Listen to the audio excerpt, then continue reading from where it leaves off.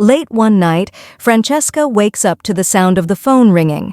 The call seems urgent, so she quickly contacts her lawyer friend, Cesare. After getting dressed, she checks on her daughter, Giulia, and softly kisses her forehead. Cesare arrives to pick her up, and they head to the scene of a car accident, where several police officers are present. Francesca recognizes her husband's car, and when an officer asks them to move, Cesare tells him that she is the wife of the person involved. At the morgue, a prosecutor guides them to a room. On a table lies a body covered with a white sheet, and Francesca sees a tag with her husband's name. However, when the mortician uncovers the face, Francesca says it's not him. The mortician realizes he mixed up the bodies. They move to another room, and this time, when Francesca sees her husband's face, she tears up. She returns home and sits quietly beside her daughter, uncertain about the future. A few days later, Francesca attends the funeral with Cesare and her father. While there, she drops her handkerchief, and as she bends down to pick it up, she notices a man staring at her. At the airport, her father asks if she's sure she wants to stay in the city, suggesting she might be better off returning home to be with family. However, Francesca prefers to stay in their house, saying that moving Giulia away from her friends could be hard for her. Her father reminds her that she was her daughter's age when her mother died, and he remembers how strong she was. Francesca reflects on her own strength back then. Before leaving, her father asks if she needs money. She admits she only has 3 million lire, as she doesn't have access to her husband's account. Still, she reassures him that she'll manage on her own. Later, at Cesare's office, the lawyer informs her that her late husband's business failed, leaving him deeply in debt. The debts now belong to Francesca and her daughter. She asks if insurance can cover it, but Cesare says it won't because her husband caused the accident. She then brings up the life insurance, but Cesare tells her that her husband canceled it 6 months ago. He tried to convince him not to, but her husband insisted on canceling it for the money. Francesca decides to sell the beach house, yacht, and car to pay off the debt, but Cesare warns her that it might not be enough. Later, she tells the maid, Rosaria, that she may have to let her go, as she can no longer afford to keep her. However, Rosaria insists she wants to stay, and even offers to lend Francesca money if needed. The next day, Francesca visits a high-end boutique and talks to her friend, Christina, about working as a sales assistant. Christina introduces her to the staff, and Francesca begins working right away. Hours later, Serena and Carla, Francesca's friends, visit the boutique and are surprised to see her working there. Though they feel awkward about the situation, Francesca isn't embarrassed and treats them like regular customers. That afternoon, Guido, the store owner, approaches Francesca and kisses her hand. He then behaves inappropriately, and she quickly steps back, grabbing a clothes hanger to protect herself. Christina, the manager, comes over, scolds Guido, and apologizes. Still, Francesca decides to quit her job.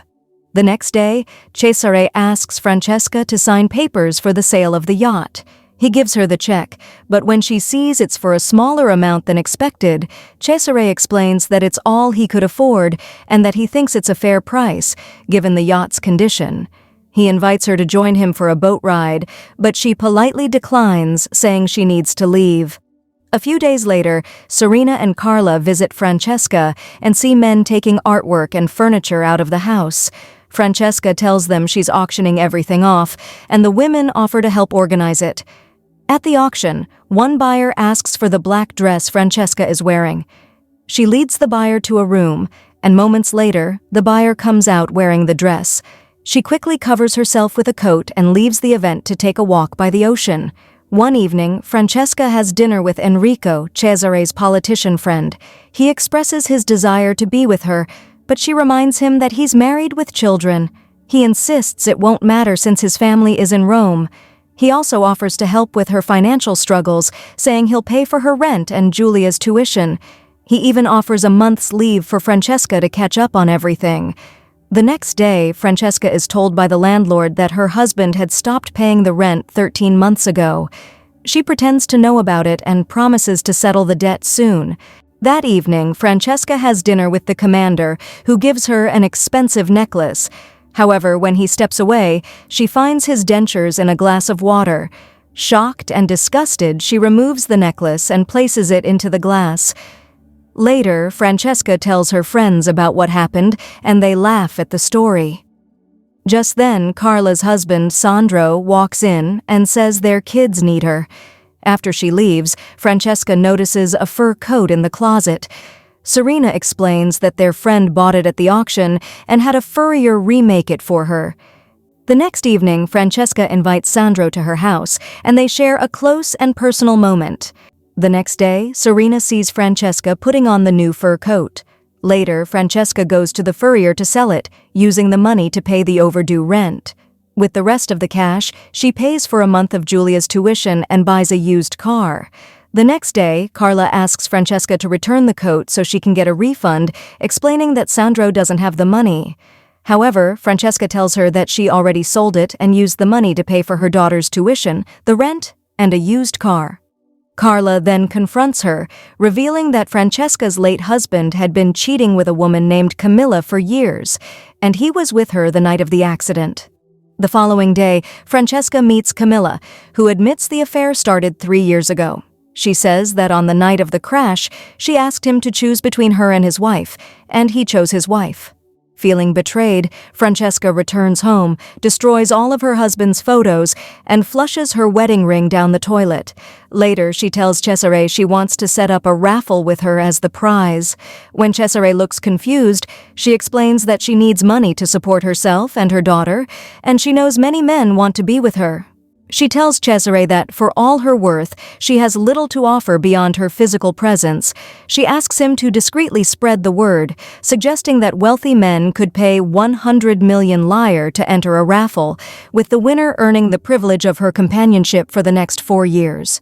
Cesare warns that this could ruin her reputation, but she reminds him that everyone knew her husband was cheating, except her, and that people know how to keep secrets to protect others. Cesare agrees to help and promises to create a contract for the raffle and to spread the word. One evening, he takes Francesca to a black tie event where some potential raffle participants are attending. At the party, Enrico approaches her and asks when the raffle registration opens. She assures him he'll be the first to know, and he confidently says he'll win. Days later, Cesare informs Francesca that one potential participant wants to meet her before deciding. She enters a hotel room and notices someone hiding in the closet. Moments later, she hides behind the stairwell door. To her surprise, it is the commander.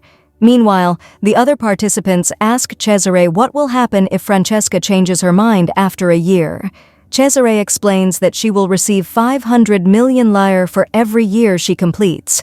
If she ends the contract early, the winner gets the remaining money from the 2 billion lire collected from all participants. The next day, Francesca's mother-in-law confirms the rumors about the raffle and demands Giulia live with her. Francesca refuses, even when the older woman threatens to sue her. Later that day, she meets Mr. Neri, another potential participant. The meeting goes well until he finds out she's only doing the raffle for money. He angrily calls her vulgar and asks her to leave. One morning, Serena confronts Francesca in the preschool parking lot, saying she knows her husband Gustavo signed up for the raffle. Francesca denies knowing and promises to do whatever it takes to remove him from the list. She storms into Gustavo's office and demands to speak to him.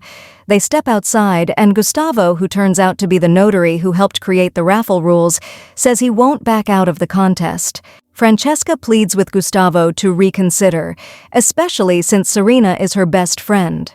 However, Gustavo points out that Carla was also her best friend, yet she had no problem being involved with him. Francesca then asks him to do it for her late husband, who was also his best friend. Gustavo replies that everyone who signed up for the raffle was her husband's friend. At a fancy party, Camilla approaches Francesca and reveals she's joining the raffle. Later, Francesca goes to Cesare's office and asks him to return the money from the contestants, as she wants to cancel the raffle. Cesare says it's too late, but suggests they rig the lottery so he wins, ensuring Francesca ends up with someone she trusts. He doesn't expect them to fall in love, but he would like her to care for him the way he cares for her. Francesca reminds him that he can't enter, but Cesare reassures her that he will find a way. Just as they are about to kiss, Cesare's lover appears. interrupting the moment. The next day, Francesca accidentally hits Antonio with her car. She quickly checks if he's okay, and the dazed man smiles when he sees her. She takes him inside to care for his injuries. Antonio, feeling dizzy, says he can't stand up. Francesca asks Rosaria to take Giulia to school because she needs to stay and help Antonio. When Francesca says she can't do anything about his injuries, Antonio jokes that she can try sitting on it. Moments later, he gets up, only to collapse unconscious on the floor. Francesca hurries to Antonio's side and tries to wake him up. When she realizes he's only pretending to be unconscious, she accepts his earlier offer. Afterward, they spend the afternoon talking and walking along the beach. That evening, Antonio tells Francesca that he has fallen in love with her, even though they've only known each other for a few hours. He asks her out, but she says she already has plans. He insists he loves her, and when Francesca puts on her makeup in front of the mirror, she smiles, thinking about him. Later, Enrico tells Francesca that he's withdrawn from the raffle because someone found out he entered and he's worried about his reputation. Suddenly, they hear someone greeting them from another table. To Francesca's surprise, Antonio has followed them. He introduces himself as her lover, and his actions anger Enrico. The politician insists they leave immediately, but Antonio refuses to back down, causing a scene. Enrico orders his guards to handle Antonio, and they drag him away. Francesca eventually finds Antonio lying injured on the ground. He tells her he loves her, and that it's only a matter of time before she feels the same. After she is dropped off at her house, Antonio continues to profess his love. Despite her telling him to forget about her and slamming the door, the next day, Francesca and Cesare visit Mr. Perini's mansion, where he asks her to wear his late mother's wedding dress. At home, she finds Antonio playing with Giulia, and they go to his apartment. Before leaving, Antonio suggests they can still meet secretly while she fulfills her raffle commitment. Francesca realizes he knew about the lottery and wonders if he's after her money. Meanwhile, the prosecutor investigates the raffle and its participants. He questions Francesca about the 19 checks made out to her and the raffle. She claims it was a charitable initiative created by her late husband's friends to help her and her daughter. She explains the secrecy was to protect their dignity, and the yacht Cesare bought was the raffle prize. The prosecutor accepts her story, and Cesare advises the participants to stick to it to avoid jail. Later, the prosecutor questions Francesca at the airport, but she simply shrugs and smiles. She then leaves with her daughter and the maid, starting a new life. Thanks for tuning in. Don't forget to subscribe, hit the bell icon, and stay connected with us.